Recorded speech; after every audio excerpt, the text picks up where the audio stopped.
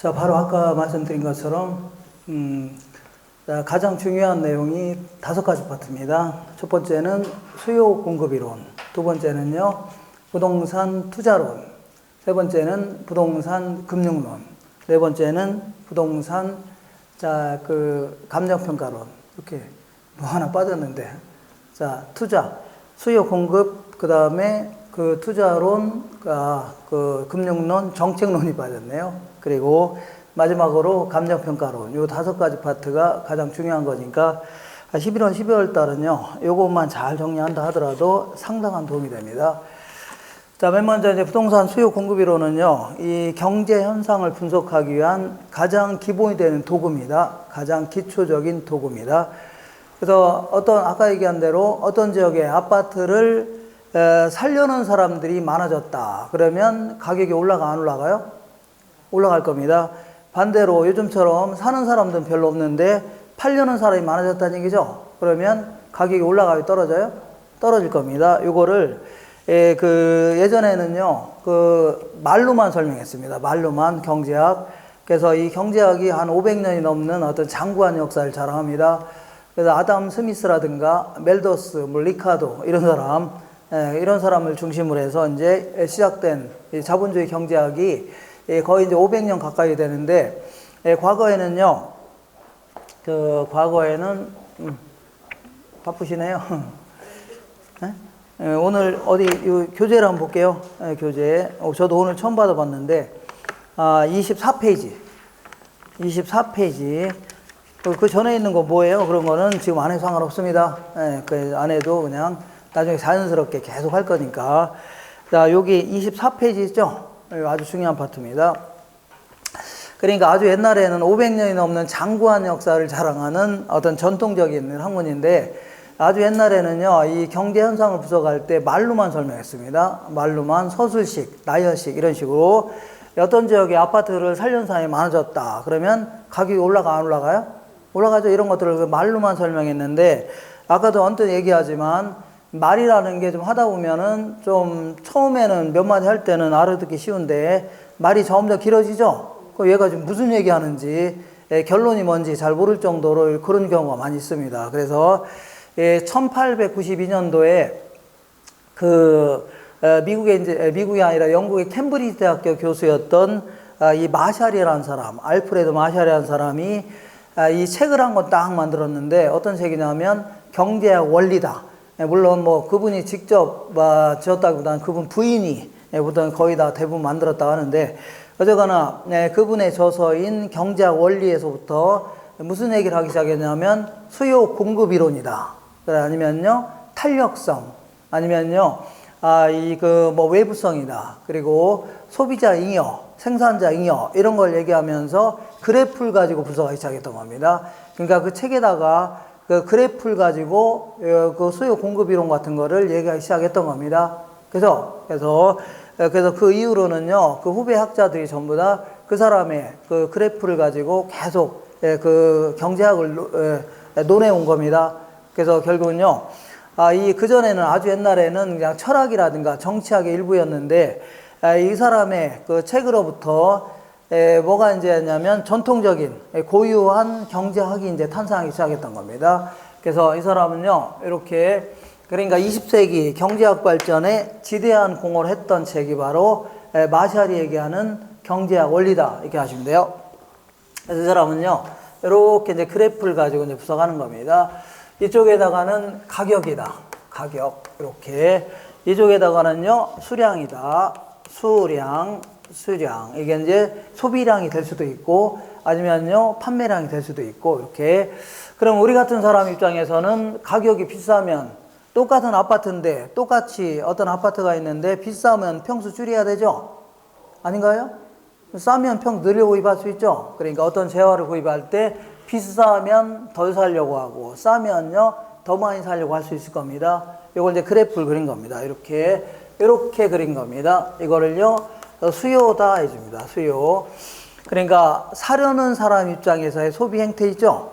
소비 행태를요, 수요해 줍니다. 그 사람들은요, 가격이 비싸면 좀 더 사려고 하고, 싸면요, 더 많이 사려고 하죠? 이걸 그림을 이렇게 그린 겁니다. 이렇게 요걸요, 수요 곡선 해줍니다. 그 다음에 판매자 입장에서는 어떤 지역에 아파트 가격이 자꾸 올라간다. 그러면 그 지역의 아파트 더 짓고 싶어요? 덜 짓고 싶어요? 자꾸 올라가고 있으니까 기업 입장에서는 자꾸 올라가니까 거기다 아파트 지어야 돈 많이 벌 수 있는 거죠. 그러니까 가격이 자꾸 올라가면 더 많이 공급하려고 할 겁니다. 근데 어떤 지역은 아파트 가격이 뚝뚝 떨어진다. 그러면 이런 데도 아파트 지으려고 안 지으려고요? 안 지으려고 하겠죠. 그래서 예를 들어서 올해 유독히 모지코트의 가격이 자꾸 올라간다. 그러면 이 오만둔에서 하는 이거 만들려고 안 만들려고요? 더 만들려고 할 겁니다. 반대로 롱 패딩 코트의 가격이 점점 떨어진다. 그러면 이런 거 만들어 봐야 돈 돼요, 안 돼요? 안 되니까 안 만들려고 하죠. 그래서 가격이 올라가면 그 판매량을 늘리고 싶고, 가격이 자꾸 떨어지면요 판매량을 줄이고 싶을 겁니다. 그래서 요거를 그래프를 그리니까 이러한 형태로 그려진다는 얘기죠.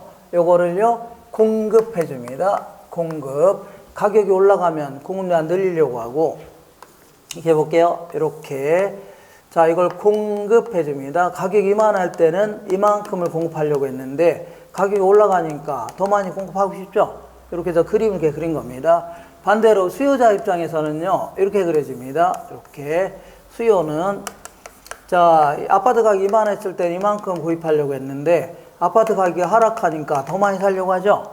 이걸 이제 그림을 이렇게 그리다 보니까 이게 그려진 겁니다. 그래서 이렇게 이제 그린 거고, 자, 요때 이제 수요와 공급이 만나는 점, 요 만나는 점을 요걸 균형점 해줍니다. 균형점 혹은요 균형 해줍니다. 자, 이러한 틀을 가지고 분석하는 게 그 수요 공급 이론입니다. 그리고 하나 더 한다면 이제 탄력성이라는 것도 공부할 건데, 탄력성.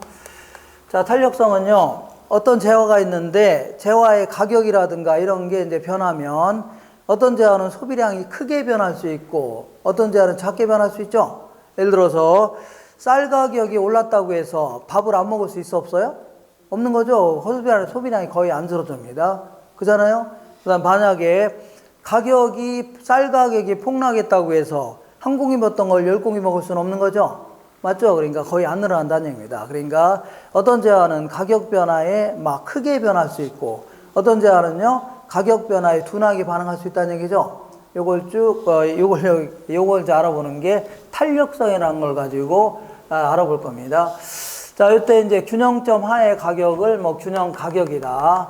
균형점 하의 수량을요, 균형량, 균형 거래량, 균형 수급량 이렇게 하는데, 요거가 원래 이제 이게 영국에서 나온 이론이기 때문에 요걸 한글로 썼을까요? 영어로 썼을까요?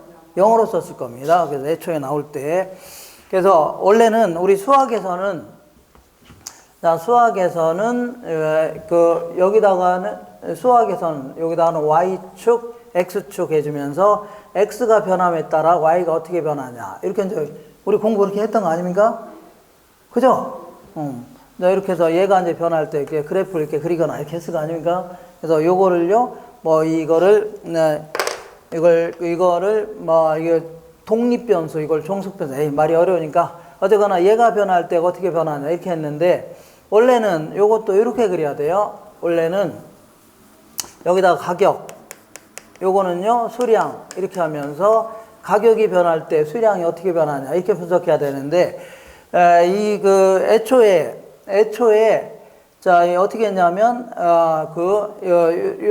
처음에는 이렇게 하다가 나중에는 이 학자들이 모여서, 그러니까 마샬은 이렇게 그렸습니다. 밑에다가 가격, 위에다가 수량, 이런 식으로 해서 이제 그림을 그리기 시작했는데, 나중에 후배 학자들이 여기다가 세로축에다가 이 가격과 관련된 건 이쪽에다 놓자.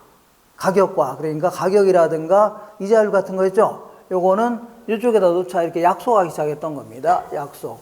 그래서 여기다가 가격, 이쪽에 뭐라고요? 수량. 이런 식으로 해서 지금은 전 세계 어디 가든지 경제학을 공부할 때 이렇게 공부합니다. 알겠죠? 밑에 옆에다가 세로축은 가격, 여기다가 뭐라고요? 수량. 이렇게 해서 분석하기 시작해서 전 세계 어디 가든 이제 분석할 때 이렇게 분석합니다. 분석하는데, 요걸 이제 영어로 가지고 이제 분석하기 시작했습니다. 영어. 가격은 영어로 이제 price 이렇게 합니다. 자, 이렇게. 자, 그리고 이제 수량은요, 영어로 이렇게 quantity 해줍니다. quantity에서 수량, 이렇게.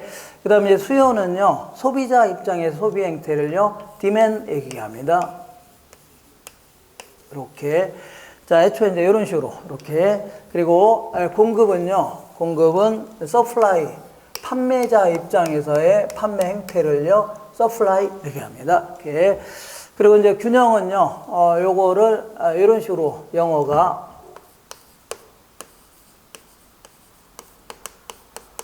U입니다. 이걸 equality 해줍니다. equality. 이렇게 해서 이걸 균형 혹은 균형점 해줍니다. 그리고 탄력성을요,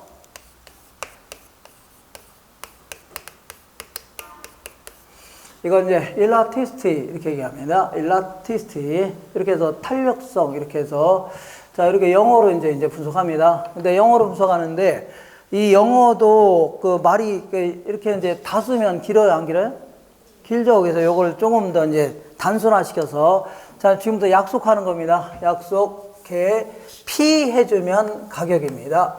P 해주면 뭐라고요? 가격. 약속하는 겁니다. 이렇게. 그 다음에 Q 이렇게 해주면요, 수량. 이건 소비량이 될 수도 있고, 때로는요, 판매량이 될 수도 있습니다. Q 해주면 뭐라고요? 수량. 이게 소비량이 될 수도 있고, 판매량이 될 수도 있고, 항상. 그 다음에 이렇게 D 이렇게 해주면요, 소비자 입장에서의 소비 행태, 이거를 수요 이렇게 합니다. 수요. 약속하는 겁니다. 소비자 입장에서의 소비 행태를요, 수요. 이렇게. 그 다음에 공급자 입장에서의 판매 행태를요, 이 supply, 이거 줄여서 그냥 S 해주면 공급 해주면 돼요. S 해주면 뭐라고요? 공급. 그 다음에 E 해주면요, 약속하는 겁니다. 이걸 균형점 혹은요, 균형 해줍니다. 균형점 혹은 균형. 그래서 균형점 하의 가격을요, 균형 가격. 균형점 하의 수량을 균형 수량, 균형량, 균형 거래량, 균형 수급량 다 똑같은 겁니다. 이렇게 해서 이 틀을 가지고 분석하는 겁니다. 틀. 자, 그리고 이 탄력성은 이렇게 얘랑 좀 구분하려고 보통 이렇게 흘려서 이런 걸 많이 씁니다. 그래서 이렇게 해서 수요의 가격 탄력성, 이렇게 공급의 가격 탄력성 이런 표현을 쓰니까 이렇게 보통 이렇게 씁니다.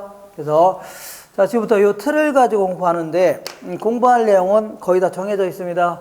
예, 공부할 내용은요, 그 내용은 나중에 그 1월 달부터 책을 받아볼 건데, 책 내용은 무지하게 많아요. 많은데 결국 공부할 내용은 거의 그냥 공부가 많이 돼 있으면 그냥 A4 용지 한 장 정도 있죠. 그 정도로 공부가 됐다. 그러면 정리할 수 있다. 그러면 공부가 끝난 겁니다. 그러니까 내용이 많은 게 아니에요. 내용이 많은 게 아니라 그냥 이 얘기 저 얘기 잡다하게 쓰다 보니까 내용이 많아 보이는 거지. 사실은요. 이 맨 먼저 공부할 게 수요가 뭐고, 이게 뭐고, 얘를 오른쪽 아니면 왼쪽으로 움직이는 요인들 있죠? 요거 알아보는 게 첫 번째 목표입니다. 그러니까, 이 얘기 저 얘기 잡다하게 한다 하더라도 결론은 이겁니다. 알겠죠? 결론은 수요가 뭐고, 그 다음에 수요 크선 자체를 오른쪽 아니면 왼쪽으로 움직이는 요인들이 좀 있습니다. 요거 알아보는 게 첫 번째 목표입니다. 되셨죠? 두 번째는요, 공급은 또 뭐고, 순서에 따라 공급은 뭐고, 얘를 오른쪽 아니면 왼쪽으로 움직이는 요인들이죠. 요거 알아보는 게 두 번째 목표입니다.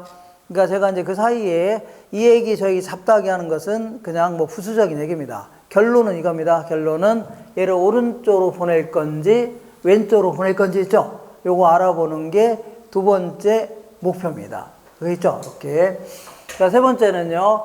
부수적으로 세 번째는 아까 수요가 왔다 갔다 하거나 공급이 왔다 갔다 하게 되면 요게 변해나갑니다. 알겠죠? 요게 예를 들어서 사람들의 소득 같은 게 증가했다. 그러면 이게 수요가 이렇게 증가할 수 있거든요. 수요가 오른쪽으로 보내집니다. 그래서 이렇게 보내지면 여기서 여기로 이제 균형점이 이동됐죠. 가격도 올라가고 균형량도 증가하구나. 이렇게 해서 경제 현상을 분석해 보겠다. 그런 얘기입니다. 알겠나요? 예를 들어서 어떤 사람들이 아파트에 대해서 살려는 사람이 많아졌다. 그러면 수요가 증가하는 겁니다. 얘가 오른쪽으로 가요. 그러니까 이 점에서 이 점으로 이동하죠. 그러면 가격도 올라가고 균형량도 증가한다. 이렇게 해서 분석해 보겠다는 얘기입니다. 그러니까 다시 해볼게요. 아주 옛날에는 그냥 어떤 경제 현상을 말로만 분석했다는 얘기죠. 어떤 지역에 아파트 살 사람이 많아졌다. 그러면 가격이 올라가는구나. 그리고 소비량도 많아질 수 있다는 얘기죠. 이런 것들을 그냥 말로만 얘기하는 게 아니라 이 그래프를 가지고 좀 논리적으로 한번 얘기해보자. 그런 얘기입니다. 되겠죠? 이렇게. 네, 그러니까, 자, 이 얘기, 저 얘기 잡다하게 한다 하더라도 결론은 이겁니다. 결론은 얘를 오른쪽으로 보낼 건지, 왼쪽으로 보낼 건지, 수요 곡선을. 이게 첫 번째 목표고, 두 번째는요, 공급 곡선을 오른쪽으로 보낼 건지, 왼쪽으로 보낼 건지, 이게 목표입니다. 다른 거 다 필요 없는 거예요. 그냥 부수적인 얘기들입니다. 그리고, 이 수요라든가 공급이 변해 나가면 이 균형점도 변해 나갑니다. 그래서 요거 좀 알아보는 게 세 번째 목표고, 마지막으로 네 번째. 자, 탄력성에 대해서 쭉 공부해 볼 겁니다. 알겠죠? 다시 한번 지저분하니까.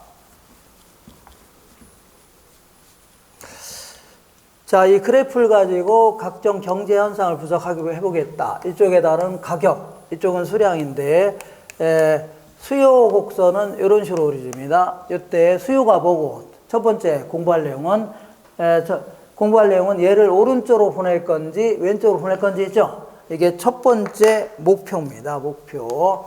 두 번째는요, 공급 곡선은 이렇게 그려지는데, 자, 얘도 마찬가지로 두 번째 공부할게. 공급이 또 뭐고, 얘를 오른쪽으로 보낼 건지 왼쪽으로 보낼 건지 있죠? 이걸 자꾸 알고 있으면 금방 공부합니다. 네, 금방 공부해요.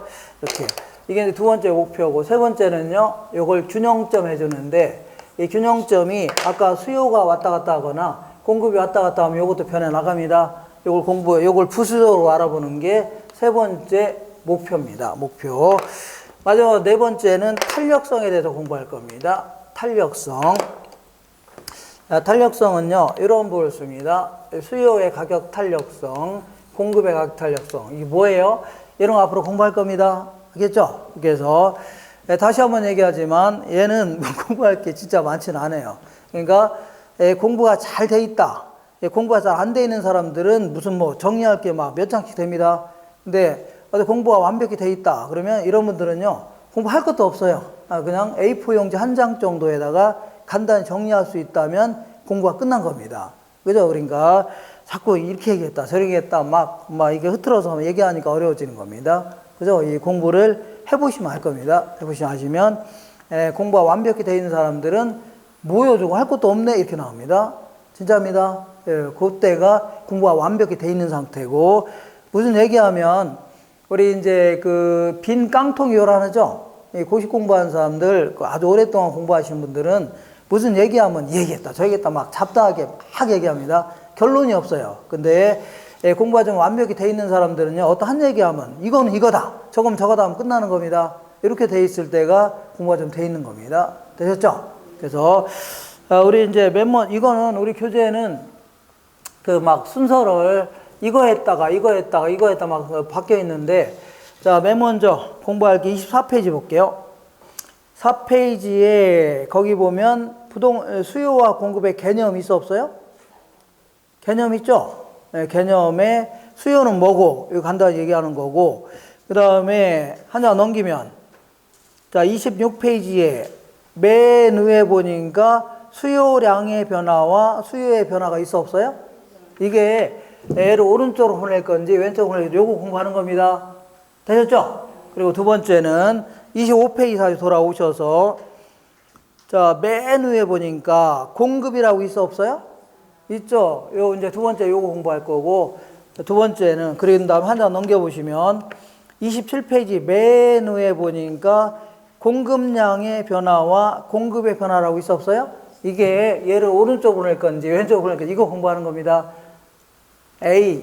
항상 이거 먼저 공부한 다음에 이거 공부하고 이렇게 해야 되는데, 이거 했다 하니까 상당히 헷갈립니다. 그럼 안 돼요. 어쨌거나. 자, 그리고, 자, 몇 장 쭉 넘겨볼게요. 자, 32페이지 보시면, 32페이지에 시장의 균형과 균형의 이동이라고 있어 없어요? 이게 이제 부수적으로, 이 점이, 이게 수요가 변하거나 공급이 변하면 이 점도 변해 나갑니다. 요거 알아보는 게 세 번째입니다. 세 번째. 마지막으로, 거꾸로 돌아와서, 이거 왔다 갔다. 자, 29페이지 볼게요. 29페이지 맨 위에 보니까 수요와 공부의 탄력성이라고 있어 없어요? 이렇게 해서 4개의 순서에 따라 쭉 진행할 겁니다. 알겠죠? 나중에 1월 달에 교재를 받아보면 요거 먼저 공부하고 요거 하고 세 번째는 요거 하고 네 번째 이렇게 해서 순서에 따라 할 겁니다. 그렇게 하세요. 자, 이렇게 해서 앞으로 공부할 내용 쭉 한번 알아봤습니다. 그러면 거꾸로 돌아오셔서 순서에 따라 24페이지 볼게요. 자, 항상 순서에 따라 뭘 공부하는 거냐? 맨 먼저 수요에 대해서 알아볼게요. 수요. 자, 자, 24페이지 맨 위에 보니까 수요와 공급의 개념 한 다음에 수요라고 돼 있어 안 됐어요? 돼 있죠. 수요는요, 구매력을 갖춘 소비자가 일정 기간 동안에 재화나 서비스를 구매하고자 하는 욕구. 말 더럽게 어렵네요. 자, 요거는 어쨌거나 사는 쪽에서 분석하는 겁니다. 어떤 쪽에서 분석하는 거라고요? 사는 쪽. 그래서 제가 이제 사는 쪽이라는 표현을 자꾸 쓰는 이유는 파는 쪽은 신경 쓰지 말라는 얘기입니다. 요거 상당히 헷갈립니다. 왜냐하면 우리 쪽에서만 분석하는 겁니다. 우리 입장에서. 파는 쪽 신경 쓰지 마세요. 파는 쪽이 망하든 말든 뭐 그 광고비 많이 들어가고 그건 그쪽 사정이고 순전히 누구 입장이라고요? 우리 입장에서만 분석하는 게 수요예요. 그렇지 않으면 이것도 상당히 헷갈립니다. 헷갈려요. 그래서 사는 쪽에서 분석하는 게 수요입니다. 그래서 수요에 거의 뭐라고 되어 있냐면 뭐 개념이라고 되어 있네요. 수요의 개념 정도는 알고 출발해 보자. 수요가 뭐냐? 자, 수요라는 것은 내가 오비 맥주를 매달 맥주를 먹는데 한 달에 맥주를 한 50병 정도, 오비 맥주가 한 1,500원 정도 한다길래 한 달에 50병 정도를 사 먹겠다 하는 걸 뭐라고요? 수요해줍니다. 다시 할게요. 수요가 뭐라고요? 우리 입장에서, 사는 사람 입장에서 자신의 어떤 어떤 소득 수준이라든가 이런 걸 비추었을 때 오비 맥주가 한 1,500원 한다길래 한 달에 몇 병이라고요? 50병 정도를 사 먹겠다 하는 걸 뭐라고요? 수요해 줍니다. 굳이 뭐 적어 본다면 수요라는 것은 일정 기간 동안에 오비 맥주가 있다면 한 1,500원 한다길래 50병 정도를 구매하고자 하는 뭐 수량이다. 그 서비스 같은 경우는 예를 들어서 내가 병원 가서 몇 개를 사겠다 할 수는 없는 거죠. 그죠? 어느 정도를 서비스를 받고자 하는 욕구 이런 표현이 낫겠네요. 어느 정도를 서비스를 받고자 하는 뭐라고요? 욕구해 주면 되겠네요. 자, 그러면 요게 이제 수요의 정의가 될 수 있는데 요거 하나하나 좀 살펴볼게요. 살펴보자.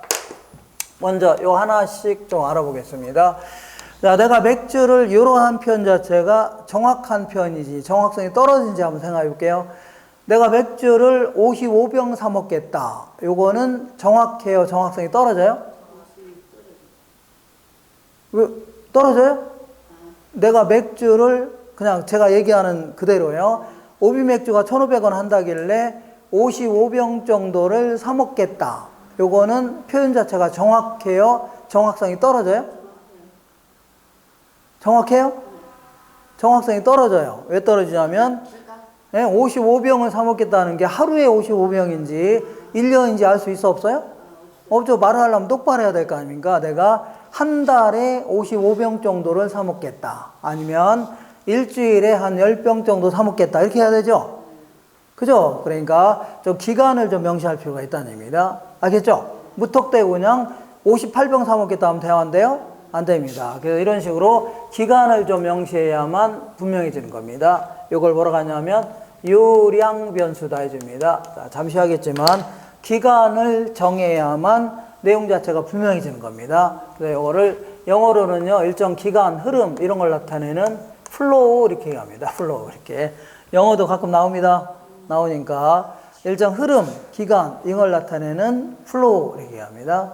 그죠? 아니 맥주를 50병 사 먹겠다는데 하루에 1시간 동안 사 먹겠다는지 알 수 없는 거죠. 기간을 명시하라는 얘기입니다. 알겠죠? 이렇게. 자, 그 다음에 얘는 구매하고자 하는 수량이기 때문에 이미 구입한 겁니까? 아니죠. 구매하려고 의도된 수량을 얘기하는 겁니다. 알겠죠? 그러니까 몇 개를 얼마에 사고자 하는, 몇 개를 얼마에 사려는 의사를 얘기하는 거지 이미 구입한 게 아닙니다. 구입한 게 아니에요. 그래서 이거를 사전적 개념이다 이렇게 표현합니다. 사전적 개념이다. 그러니까 실제로 구입한 게 아니라 몇 개를 얼마에 사고자 하는 의사를 얘기하는 거지 이미 구입한 게 아닙니다. 그리고 자, 요거는 반드시 이 구매력을 갖추고 있어야 됩니다. 구매력을 살 수 있는 힘이 있어야 된다는 얘기죠. 살 수 있는 힘, 빌려서 사든 어쨌거나 돈을 갖고 있으면서 뭐 사겠다 해야 되지. 예를 들어 전청조 아시나요? 남현이랑 결혼하려고 했던 애 있잖아요. 걔가 이제 벤틀리 그 3억 8천만 원짜리 사갖고 준 거 아닙니까? 사기쳐서.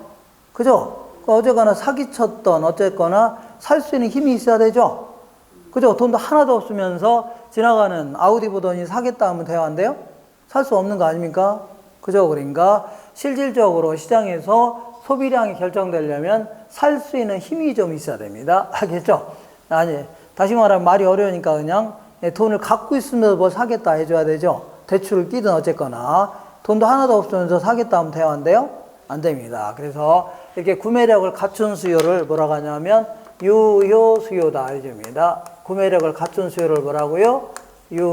효력 있는 수요다 해서 이걸요 유효 수요다. 그래서 자, 수요라는 것은요 일정 기간 동안에 어떤 재화가 있는데 재화의 가격 수준에서 살 수 있는 사려는 의사도 있어야 되고, 두 번째는요 살 수 있는 능력이 있을 때 있죠. 그때 이제 시장에서의 실질적인 소비하고자 하는 양이 결정되는 겁니다.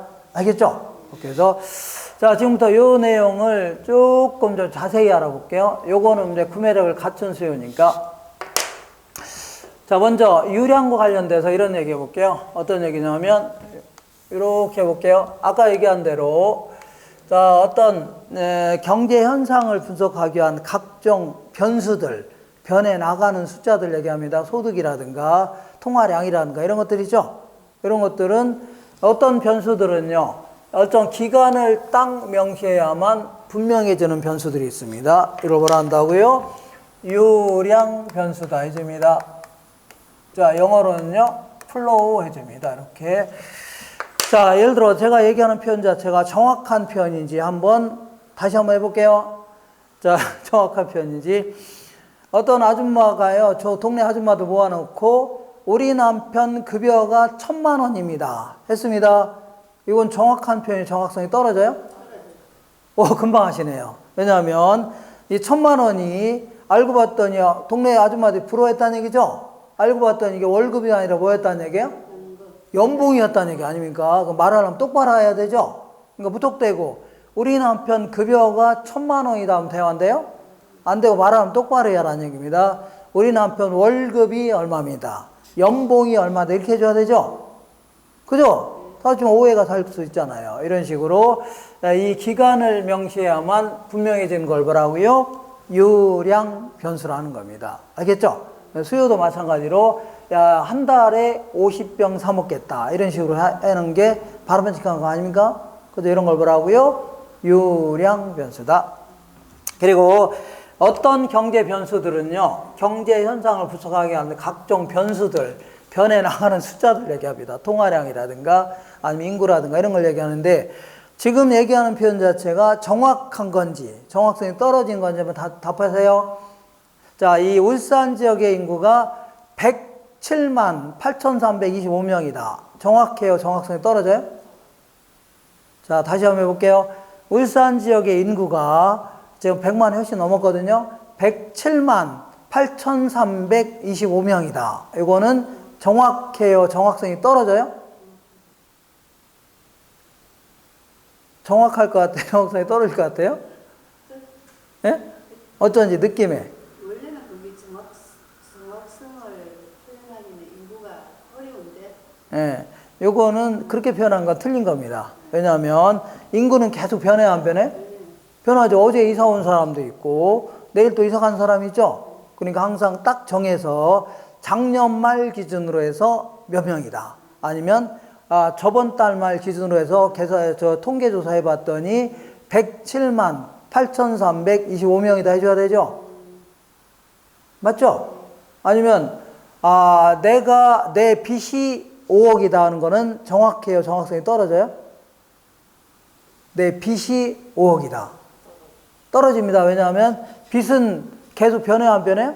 어제 은행에서 돈 빌릴 수도 있고 또 내일 또 갚을 수도 있는 거죠. 그러니까 항상 오늘 현재로 내 빚이 얼마다 이렇게 해줘야 돼요. 이런 걸 뭐라고요? 저량 변수다 해줍니다. 무슨 변수라고요? 저량 변수다.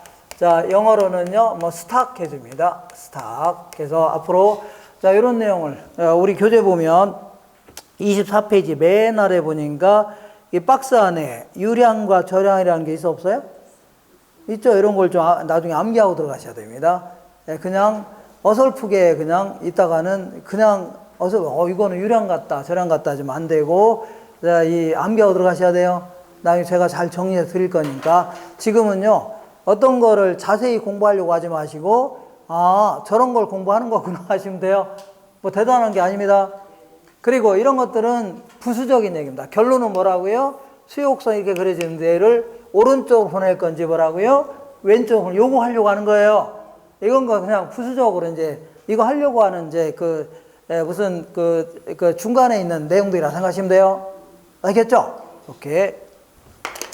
자, 그 다음에 이 표현이 매우 중요한 표현입니다.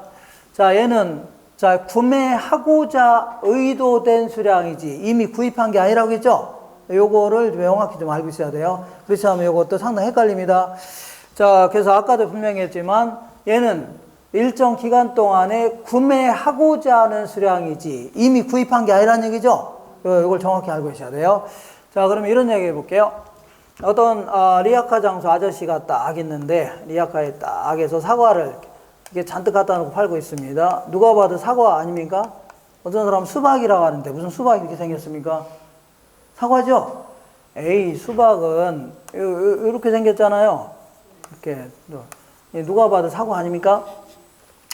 자, 아저씨는요, 요 아저씨는 요 판매자입니다. 아저씨는 농산물 시장에서 물건을 떼어와서 팔아야 되죠? 파는데, 자, 가능하면 비싸게 팔고 싶어요? 싸게 팔고 싶어요? 저 약간 돈 좀 많이 남는 게 좋겠죠? 알게 모르게. 그래서, 농산물에서 떼어오는 가격에다가, 자, 이 적정한 이윤을 포함해서 만 원에 7개를 팔려고 합니다. 7개를 딱 팔려고 하는데, 자, 이 지나간 아줌마가 이제 구입하려고 합니다. 아줌마가 딱 지나가다가 이 사과가 이제 반짝반짝 하니까 마음에 들어, 안 들어요? 들죠? 이렇게 반짝반짝. 이렇게 제가 나중에 요약 보면 그림도 다 있습니다. 이 사과. 이거를 사려고 하는데, 아줌마는 가능하면 모든 사람들은 합리적이고 경제적인 간을 가정합니다. 합리적이라는 얘기는 아까 언뜻 얘기했지만 이성에 부합된 행동하는 사람이 있죠. 이런 사람을 뭐라고요? 합리적 인간이다. 말이 어려우니까 어디 또라이는 아니라는 얘기입니다. 또라이는 어떤 또라이는 비싸니까 더 많이 살려고 한다는 얘기죠. 그런 사람이 아니라는 얘기입니다. 그리고 경제적 인간은요. 어디 가서 우리는 손해보려고 해요? 손해보지 않으려고 해요? 손해보지 않으려고 하는 겁니다. 모든 사람들은요. 시장 가서 물건을 깎으면 깎았지 더 주려고는 안 한다는 얘기죠. 그리고 이렇게 공부하는 이유도 우선 자아실현 욕구, 자기 잠재되어 있는 내재되어 있는 능력을 최대한 발휘해보겠다. 이런 것보다는 이걸 통해서 좀 돈 좀 벌자는 얘기 아닙니까? 돈 좀 벌어갖고 좀 경제적으로 힘든 부분도 좀 커버하고 좀 여유있게 생활하자. 이런 게 목적 아닙니까? 그죠? 아이, 무슨 대단하게 무슨 자아실현 욕구를 실현한다. 이거는 심리학에서 나온 거고, 우리 같은 사람들은 이거 하는 이유가, 제가 이거 강의하는 이유가 그냥 자선사업 하려고 하는 건 아니겠죠? 이걸 통해서 저도 안정적인 가정생활도 꾸려나가고 이렇게 하려고 하는 거 아닙니까? 이런 걸 답을 하고요. 경제적 인간이라는 겁니다. 이건 가정하는 거예요. 그러면 아줌마는 요 사과를 사려고 하는데 가능하면 비싸게 사고 싶어요? 싸고 싶어요? 좀 가능하면 돈 조금 주면서 사과는 잔뜩까지 가려고 할 겁니다. 그래서 지나가다 사과가 마음에 들어서 지갑을 열어봤더니 7,000원 있는 거 아닙니까? 예. 현금이 얼마 있어요? 7,000원 있으니까 아저씨한테 7,000원에 10개 달라 합니다. 7,000원에 몇 개 달라고요? 10개. 그러면 거래가 이루어져 안 이루어져? 아니, 아저씨는 10,000원에 7개를 팔려고 하는데 아줌마는 7,000원 주면서 10개 달라고 하면 거래가 돼야 한대요? 안 될 거 아닙니까? 그러면 이 아줌마가 그 뭐라고요? 툴툴거리면서 아이 왜 이렇게 비싸요? 왜 이렇게 조금밖에 안 줍니까? 이렇게 툴툴거리겠죠? 그럼 이제 집에 가려고 할 겁니다. 그러면 아저씨가 집에까지 가는 모습을 물끄러미 쳐다보고 있다. 그러면 거래가 돼야 한대요? 안 되는 거 아닙니까? 그러면 아저씨가 굳이 이제 팔고자 한다면 불러요, 안 불러요? 부를 거 아닙니까? 아줌마! 하고 불렀다가는 안 올 수도 있으니까 누님! 하면서 부를 거 아닙니까? 누나 잠깐 와보세요. 할거 아닙니까? 그러니까 자 불러서 에이 왜 그러세요? 제가 1,000원 깎아 드릴게요. 아니면 사과 하나 더 드릴게요. 이렇게 할 수 있죠? 그러면 아줌마가 그래 좋다. 그러면 오케이 하면 거래가 돼야 한대요? 돼서 이제 최종적으로 8,000원에 10개가 이제 거래가 된 건데 몇 개라고요? 8개가 더 된 겁니다. 지금은요, 이렇게 최종적으로 수요와 공급이 만나는 점에서 최종적으로 거래가 확정되어서 실제로 구입한 게 아닙니다. 판매자 입장에서도 실제 파는 게 아니에요. 요거는 누구 입장이라고요? 항상 사는 사람 입장에서만 분석하는 거라고 했죠? 아니, 파는 사람 신경 쓰지 말라고 했죠? 사는 사람 입장에서 자신의 어떤 소득 수준이라든가 선호도 이거 감안했을 때 이 정도 가격이라면 그럼 사겠다. 이미 구입한 게 아닙니다. 이 정도 가격이라면 만큼 사겠다는 얘기죠. 이렇게 의도된 수량을 얘기하는 거지 실제로 아저씨하고 아줌마가 가격과 수량이 절충돼서 구입한 게 아닙니다. 알겠죠? 매우 중요한 겁니다. 이 상당히 헷갈려요. 그러니까 항상 누구 입장에서 분석하는 거라고요? 사는 쪽에서만 분석하는 게 수요입니다. 누구 입장이라고요? 사는 쪽. 그러면 공급은 또 뭐냐? 이따가 하겠지만 공급이라는 것은 자, 이 판매자 입장에서 누구 입장이라고요? 판매자 입장에서 자기도 농산물 시장에서 구입한 가격이 있어 없어요? 거기다가 적정한 이윤을 포함해서 이 정도 가격이라면 이만큼 팔겠다는 얘기입니다. 이 정도 가격이라면 이만큼 팔겠다는 얘기죠. 그래서 의도된 수량을 얘기하지 이 사람과 이 사람이 만나서 최종적으로 파는 게 아닙니다. 최종 구입한 게 아니에요. 누구 입장이라고요? 수요는 사는 사람 입장에서 몇 개를 얼마에 사고자 하는 의사를 얘기하는 거지 최종 구입한 게 아닙니다. 되셨죠? 말이 좀 어려우니까 얘는 자 가격과 수량이 절충돼서 최종 거래된 건 아니구나. 그냥 누구 입장이라고요? 수요는 사는 사람 입장에서 그 사람의 소득이라든가 선호도 이거 감안했을 때 그 정도 사겠다는 의사를 얘기하는 거구나. 이렇게 하시면 돼요. 그죠? 그렇게. 자, 말이 어려우니까 그냥 이거는 실제 구입한 건 아니고 누구 입장이라고요? 사는 사람 입장에서 몇 개를 얼마에 사겠다는 의사다. 이렇게 하시면 돼요. 최종적으로 거래되는 게 아닙니다. 하시면 충분합니다. 마지막으로 한 번만 더 정리할게요. 한 번만. 수요라는 것은 일정 기간 동안에 몇 개를 얼마에 사려는 의사도 있어야 되고 살 수 있는 능력이 있죠? 있을 때 실질적으로 소비량이 결정된다. 아시면 돼요. 되셨죠? 이렇게. 자, 이렇게 해서 수요에 대해서 정의를 좀 알아봤습니다. 자, 지금부터 자, 수요 함수에 대해서 알아볼게요.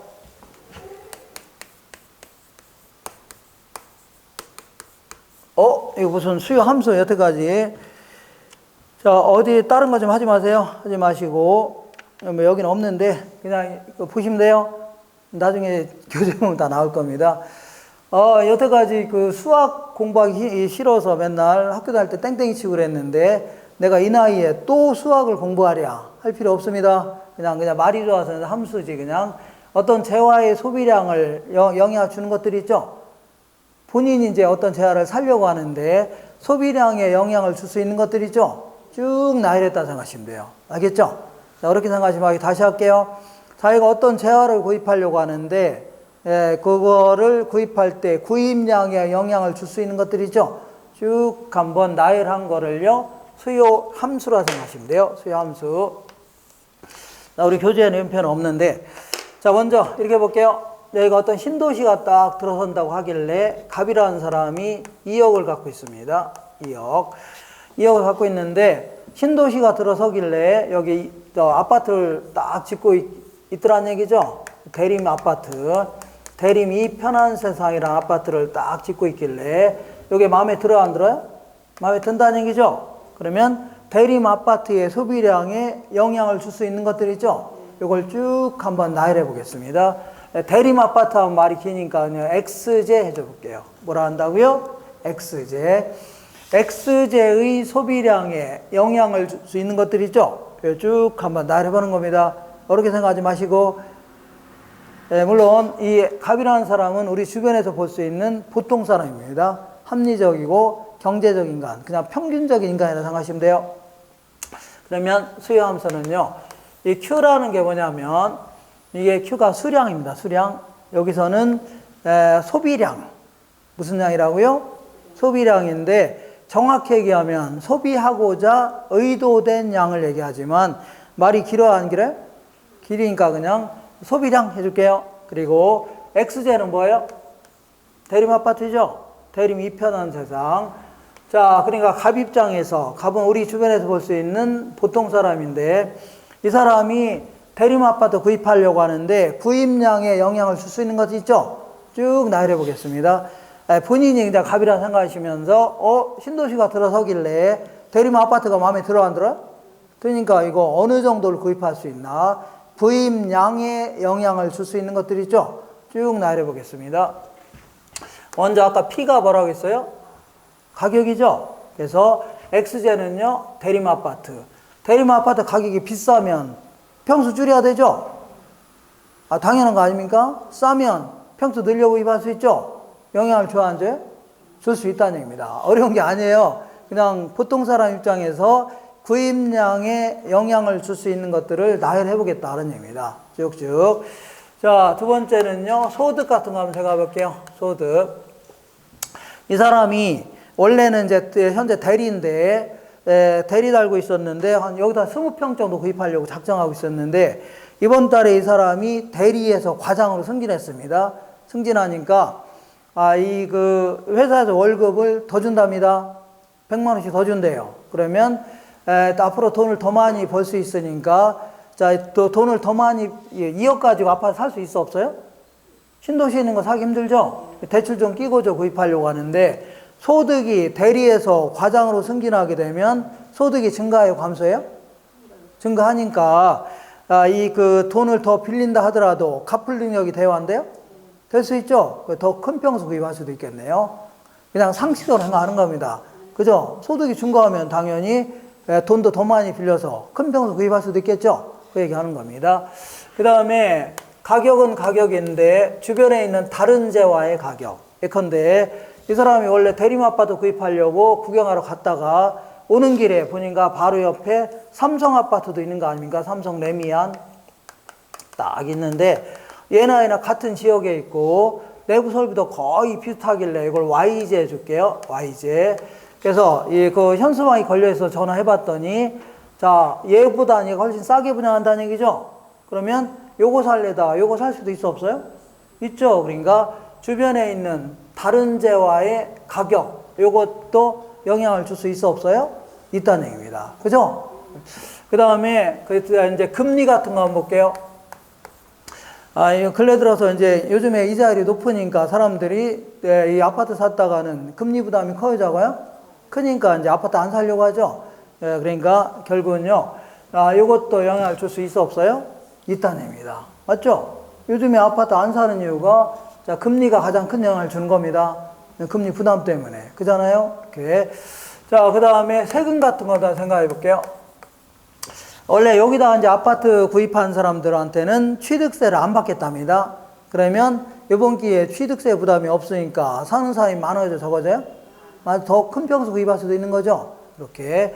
이것도 영향을 줄 수 있어, 없어요? 있다는 얘기입니다. 어렵게 생각하지 마시고 그냥 내가 갑인데 대림 아파트 구입하려고 하는데 구입량에 영향을 줄 수 있는 것들이 있죠? 쭉 한번 나열해 보는 겁니다. 아니면 선호도 같은 거. 원래 대림의 선호도가 별로 안 좋았는데 예, 코로나 전국 때 예, 그 불우이웃 도기 같은 것도 많이 하고 예, 국가 발전을 위해서 봉사도 많이 했다는 얘기죠. 갑자기 선호도가 좋아져 안 좋아져요? 좋아지니까 뭐 살 수도 있겠네요. 광고 같은 거 볼게요. 광고. 원래 이제 그 저녁 때 밥 먹고 나서 TV를 보고 채널을 막 돌리고 있는데 어떤 홈쇼핑이 딱 나온 거 아닙니까? 나오는데 우리 동네 그 근처에 있는 그 신도시 예정 지역에 대림 아파트 광고하고 있는 거 아닙니까? 근데 막 내부 설비도 아주 좋고 안에 이 그 아파트 단지 내에 막 골프장도 있고 실개천도 있고 마음에 들어 안 들어 갑자기? 안 살래 내가 살 수도 있는 거죠? 영향을 줄 수 있네요. 그 다음에 소비자 입장에서 예상. 앞으로 이 지역이 대림 아파트 가격이 올라갈 걸로 예상된답니다. 그러면 지금 사는 게 나아요? 올라간 다음에 사는 게 나아요? 지금 당장 살려고 하죠? 더 올라가기 전에 미리 살려고 할 겁니다. 이것도 영향을 줘 안 줘요? 줄 수 있다는 얘기입니다. 그죠? 이렇게. 자, 결국은요, 이런 것들에 의해서 소비량에 영향을 줘야 안 줘요? 줄 수 있죠? 그리고 지역 전체 인구수 같은 것도 볼게요. 인구수. 자, 개인의 입장에서 따져볼 수도 있고, 만약에 울산 지역에 인구가 증가했다. 그러면 아파트 살 사람 많아져, 적어져요? 많아지겠죠. 이것도 영향을 줄 수 있는 겁니다. 결국은요, 이런 것들에 의해서 비례 혹은 반비례 관계가 있다. 자, 다시 할게요. 자, 갑이 대림 아파트 구입하려고 하는데, 이런 것들에 의해서 소비량이 결정될 수 있는 거죠. 이때 이런 것들에 의해서 비례 혹은 반비례 관계가 있다. 가격이 오르면 소비량을 줄이려고 하죠. 이런 건 반비례한다 해줍니다. 근데 소득이 증가하면 소비를 늘리려고 하죠. 이런 거 뭐라고요? 비례 관계가 있다. 알겠죠? 그러면 이런 것들에 의해서 비례 혹은 반비례 관계가 있다. 더 어렵게 표현한다면 이런 것들에 의해서 함수 관계가 있다. 이렇게 합니다. 무슨 관계라고요? 함수 관계가 있다는 얘기는 이런 거에 의해서 때로는 비례하거나 반비례 관계가 있다는 얘기죠. 이런 거를 영어가 수학에서는 펑크션 해줍니다. 무슨 뭐라고 한다고요? 펑크션 해주는데 말이 어려워 안 어려워? 그러니까 그냥 이런 거에 영향을 받는다 됩니다. 그러니까 이걸 F자 딱 써놓으니까 좀 있어 보여 안 있어 보여? 있어 보이죠? 그냥 잘난 척 하려고 써놓은 겁니다. 예, 그래서 난 너무 어렵다. 그러면 그냥 이 사람이 한 2억 정도 갖고 있는데 대림 아파트 소비량에 영향을 줄 수 있는 것들이 있죠. 이걸 쭉 나열한 게 바로 수요 함수다 생각하시면 돼요. 되셨죠? 무슨 함수라고요? 수요 함수. 자, 그러면 지금부터 이제 수요 곡선이라는 걸 도출해 보겠습니다. 자, 수요 곡선은 어디 있냐면 여기는 자, 너무 신경 쓰지 마시고 큰 흐름만 갖추시면 돼요. 알겠죠? 네, 수요 곡선은요, 어떤 재화의 소비량에 영향을 미치는 여러 가지 요인들을요, 얘와 얘로 딱 쪼개 보겠습니다. 요거와 나머지 요인. 자, 요거를요, 해당 재화의 가격 요인이다. 해당 재화의 뭐예요? 가격 요인. 그 다음에 나머지를요, 해당 재화의 가격 이외의 요인이다. 요것도 가격이 아까 올라갈 거 예상된다며요. 얘는 가격이 올라갔다는 얘기예요? 올라갈 걸로 예상한다는 얘기예요? 갈 걸로 예상한다는 얘기지. 아직 안 올라갈 수도 있는 거죠, 나중에. 심리적으로 그냥 올라갈 걸로 예상됐다는 얘기지. 올라갔다는 얘기는 아니죠. 그러니까 나머지 가격 이외의 나머지 요인이 되는 겁니다. 되셨죠? 딱 쪼개본 다음에 자, 지금부터 다른 요인들은 다 고정되어 있다고 가정하는 겁니다. 옛날하고 똑같다고 가정하고 얘와 얘 간의 관계만 그래프로 한번 그려본 거 있죠? 이걸 뭐라고요? 수요 곡선해줍니다. 다시 할게요. 자, 어떤 재화의 소비량에 영향을 주는 여러 가지 요인들은 다 나머지 요인은 고정되어 있다고 가정하고 얘와 얘 간의 관계 있죠? 얘만 그래프로 그려놓은 걸 뭐라고요? 수요 곡선 해줍니다. 그래서 이렇게 이제 마샬이 그린 것처럼 이런 식으로 이쪽은 가격, 플라이스, 이쪽은요, 수량. 이렇게 여기서는 소비량을 얘기합니다. 소비량. 그리고 갑 입장에서 얘기하는 겁니다. 갑은 우리 주변에서 볼 수 있는 아주 보통 사람입니다. 아주 수없이 많은 사람들이 쭉 있는데 그 중에서 딱 중간 정도의 사람, 딱 중간. 소득도 딱 중간 정도. 그리고 얼굴도 딱 중간 정도, 키도 딱 중간 정도, 싸가지도 딱 중간 정도. 아주 모든 면에 있어서 그냥 보통 사람 중에 한 명입니다. 이 사람이 여기다 이제 아파트 좀 구입하려고 하는데, 평당 1,500만 원일 때는 1,500만 원이라면 한 30평짜리를 구입할 수가 있었습니다. 30평 딱. 점을 찍어 볼게요. 근데 다른 연유로 가격이 떨어질 수도 있죠. 예를 들어서 이 지역에 원래 건설업자가 한 10개만 참여하려고 했는데 나중에 한 30개의 건설업자가 참여한다. 그럼 아파트가 많아져 적어져요? 그럼 가격이 올라가요 떨어져요? 물건이 많아지면 떨어질 겁니다. 그래서 만약에 다른 연유로 가격이 1,200만 원으로 하락한다면 1,200만 원 정도로 하락한다면 신났네요. 그죠? 그러니까 가격이 이렇게 하락한다면 50평 정도를 구입하려고 할 의사가 있습니다. 50평 정도를 구입할 의사가 있다. 그래서 요거를 이렇게 쭉 연결해 놓은 거, 이렇게 연결한 거를 수요 곡선해 줍니다. 무슨 곡선이라고요? 수요 곡선. 이거는 그야말로 감각적으로 인 겁니다. 사람들은 가격이 하락하면 평수 늘려 구입하죠? 가격이 자꾸 올라가면 평수 줄일 수밖에 없는 거 아닙니까? 이거를요, 그림으로 그린 겁니다. 이걸 뭐라고요? 수요 곡선이다. 자, 원래는 수요 곡선을 경제학에서는 상당히 논리적으로 이거를 그림을 그리는입니다. 경제학과를 나오신 분들은 아니면 대학 다닐 때 경제학을 이렇게 공부하신 분들은 한계 효용 이론 아니면 무차별 곡선 이론, 현시 선호 이론 이런 거 있어야 그런 게 있습니다. 이걸 가지고 논리적으로 도출하는데 우리는 그런 것까지 공부할 필요 있어 없어요?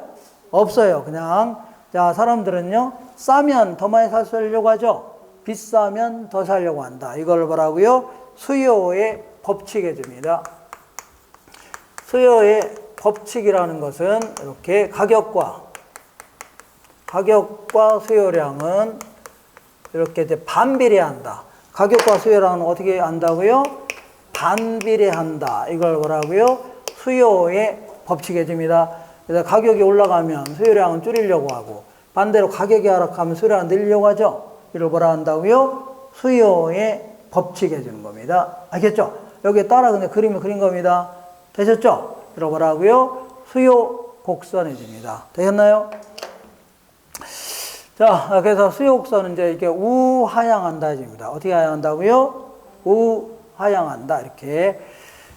자, 이렇게 해서 그냥 어렵게 생각하지 마시고 다른 건 다 고정되어 있다는 가정하에 얘와 얘 간의 관계만 그래프를 그린 건데 아주 간단히 그냥 비싸면 덜 사려고 하죠. 싸면요 더 많이 사려고 하는 거를 그림으로 그린 걸 뭐라고요? 수요 곡선해 주면 돼요. 되셨죠? 그러면 지금 칠판은 요 정도만 좀 활용하려고 합니다. 이렇게 이거 지워도 되죠? 이거 지울게요. 우리 비싸면 덜 사려고 하고 싸면 많이 사려고 한다. 자, 그 다음에 이번에는 개별 수요 곡선과 시장 전체의 수요 곡선 알아볼게요. 시장 전체의 수요 곡선. 개별 수요 곡선과 시장 전체의 수요 곡선 알아볼게요. 자, 지금부터 이렇게 해볼게요. 좀 이쪽으로 오겠습니다. 자, 지금 이 지역에 대림 아파트 살려는 사람이 갑과 을밖에 없다고 치자. 갑과 누구라고요? 을. 딱 두 사람밖에 없다고 치자. 자, 이 경제학은요, 이렇게 이제 간단히 정의한 다음에 분석해야 되지, 이거를 그냥 복잡하게 있는 상태 그대로 분석하면 불가능해집니다. 분석 자체가. 그러니까 내용 자체를 매우 단순화시켜서 분석해야 돼요. 그렇지 않으면 분석이 불가능해집니다. 그죠? 그러니까 이 지역에 대림 아파트 살려는 사람이 딱 2명밖에 없습니다. 갑과 누구라고요? 을밖에 없습니다. 갑은 아까 그 사람이에요. 아까 그 사람. 조금 전에 그 사람. 자, 수량입니다. 갑은요, 아까 얘기한 대로 가격이 1,500만 원일 때는 대림 아파트가 얼마라고요? 1,500만 원이라면 30평짜리를 구입할 의사가 있었고, 만약에 1,200만 원 정도라면 50평짜리를 구입할 의사가 있습니다. 이 두 점을 이렇게 연결한 거 있죠? 이렇게 연결한 게 바로 갑이라는 사람의 수요 곡선입니다. 이렇게. 알겠죠? 이렇게. 근데 을은요, 값보다는 돈이 많지는 않습니다. 그래서 어쨌거나 1,500만 원일 때는 20평짜리를 구입할 수가 있습니다. 20평짜리. 자, 이렇게. 그 다음에 1,200만 원이라면요. 신났네요. 30평짜리를 구입할 수가 있다. 30평짜리. 이 글씨가 보이나요? 네, 그래서 두 점을 이렇게 연결한 게 누구의 수용선이에요? 을이라는 사람의 수용선입니다. 되셨죠? 근데 이 지역에 대림 아파트 살려는 사람이 2명밖에 없다고 했죠? 네, 두 사람의 수용선을 합쳐놓은 거, 이거를요, 시장 전체의 수용선 해줍니다. 가격, 수량. 자, 두 사람의 수용선을 이렇게 수평적으로 이렇게 합친 겁니다. 이렇게 합평졌어요. 요게, 우리 요번 시험에 요거 나왔습니다. 나와서. 이거를 수직적으로 합친 게 아니라 뭐라고요? 수평적으로 합친 겁니다. 이거 물어봤습니다. 대단한 거 물어본 게 아니에요. 그래서, 자, 시장 수용선은 개별 소비자들의 수용선을 이렇게 수평적으로 했죠? 합친 겁니다. 어떻게 합친 거냐면 이렇게 합친 겁니다. 가격이 1,500만 원일 때는 갑은 몇 평 살려고 했어요? 30평. 을은 몇 평이에요? 20평. 합쳐서 그럼 전체는 몇 평 살려고 해요? 50평짜리를 구입하려고 하네요. 50평. 맞죠? 이게 수평으로 이렇게 합친 겁니다. 50평을 시장 전체에서는 구입하려고 하네요. 이렇게. 그 다음에 만약에 1,200만 원으로 하락한다면 1,200만 원이라면 갑은 몇 평이라고요? 50평. 을은요? 30 합쳐서 몇 평이라고요? 80. 이렇게 해서 옆으로 이렇게 합친 거를 뭐라고요? 수평적으로 합쳤다 해줍니다. 이렇게 해서. 자, 이렇게 해서 두 점을 이렇게 매끄럽게 연결한 거. 두 점을 이런 식으로 매끄럽게 연결한 거를요, 시장 전체 수요 곡선 해줍니다. 시장 전체의 수요 곡선이다. 이렇게 합니다. 되셨죠? 이렇게. 근데, 그러면 이거는 두 사람밖에 없다고 했는데, 실제는 대림 아파트 살려는 사람이 2명만 있는 건 아니겠죠? 뭐 수없이 많은 사람들 합쳐야 되는 겁니다. 그러면 수요곡선 자체가 이쪽으로 쭉 가면 울산역이 이쪽 있나요? 그죠? 울산역 쪽에 가 있을 겁니다. 만약에 이 지역에 대림 아파트뿐만 아니라 다른 아파트도 있어 없어요? 다른 아파트 살려는 사람들 전부 다 합쳐 서 있죠? 그러면 이쪽으로 쭉 가면 어디 나요? 양산 나오나요? 있다고 치면 거기까지 가 있을 겁니다. 그때는 부호 자체를 바꿔야 돼요. 부호 자체를 몇백만 평, 몇십만 평이죠? 이게 바꿔야 나중에 공곡선하고 하나의 그래프로 집어넣을 수 있습니다. 알겠죠? 그래서 중요한 거는 뭐 그런 게 중요한 게 아니라 상식적으로 알고 계시고 그냥 개별 소비자들의 수요곡선을 수평적으로 합친 거 있죠? 이게 뭐라고요? 시장 전체 수요곡선이다. 이번에 처음에 이거 물어본 겁니다. 뭐 아주 대단한 거 물어본 게 아니에요. 아까 그 유량 변수 아니면 저량 변수 있죠? 이런 거 물어봅니다. 되셨죠? 자, 이렇게 해서 자, 요거 잠깐 지워도 되나요? 자, 지금까지 했던 게 뭐냐면 어떤 재화의 소비량에 영향을 줄 수 있는 것들을 쭉 나열한 게 뭐라고요? 수요 함수다. 두 번째는 자, 수요 곡선은요, 다른 요인은 다 고정되어 있다 가정하고 얘와 얘 간의 관계를 그래프로 그리면 어떻게 그려져요? 이렇게 그려지죠? 이걸 뭐라 한다고요? 수요 곡선이다. 됐죠? 수요 곡선은 비싸면 덜 살려고 하죠? 싸면 많이 살려고 한다. 요거 공부했고. 세 번째는요, 시장에는 소비자는 갑도 있고 을도 있어 없어요? 여러 사람 있어 없어요? 이걸 수평적으로 합쳐놓은 걸 뭐라 한다고요? 시장 전체의 수요곡선이다. 이것도 요게 한 게 답니다. 다시 할게요. 다시 한 번만. 자꾸 뭐가 결론인지 뭘 얘기하는지 자꾸 알고 있어야 돼요. 어떤 재화의 소비량에 영향을 미치는 여러 요인 중에 얘와 얘 간의 관계를 그래프로 그리면 어떻게 그려져요? 이렇게 그려지죠? 이걸 뭐라고요? 수요 곡선이다. 그리고 시장에는 갑만인 건 아니고 여러 사람들이 있어 없어요? 전부 다 수평적으로 합쳐놓은 걸 뭐라 한다고요? 시장 수요 곡선이다. 이게 다예요. 되셨죠? 그러면 잠깐만 쉬었다가 오늘 이 시간 이제 결론, 가장 중요한 거. 아까 제가 뭐라고 했어요? 얘를 오른쪽으로 움직일 건지 왼쪽으로 움직일 건지 요거 있죠? 요거 하자고 했던 거 아닙니까? 요게 이제 오늘의 첫 번째 시간의 결론입니다. 되셨죠? 요거는 잠시 쉬었다 하겠습니다. 잠깐 끊었다 할게요.